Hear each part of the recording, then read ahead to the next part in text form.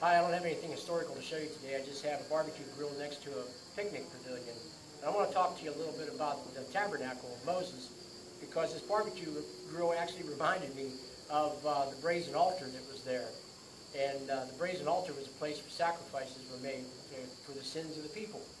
At the tabernacle area, this is going to be basic. You can learn a lot about the tabernacle by studying it out for yourself, so this is very basic.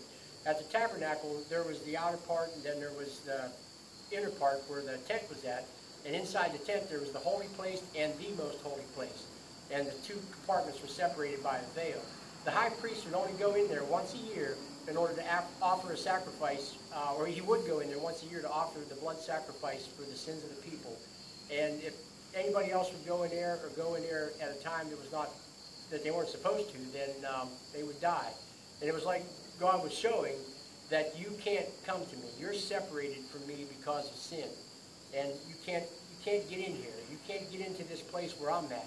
And because I'm holy, God being perfectly holy and not having anything to do with sin. But he didn't leave it at that. He said, I'm going to come to you.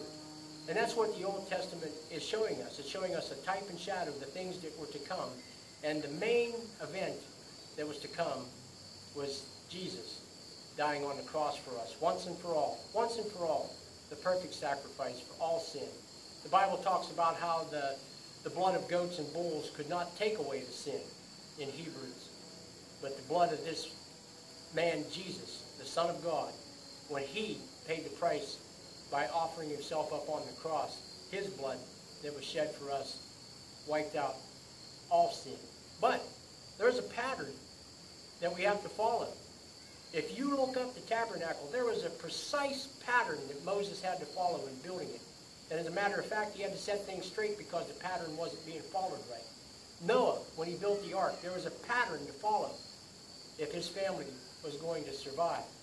In John 14:6, the pattern says, and it's Jesus talking, he said, I am the way, the truth, and the life. No man comes to the Father but by me.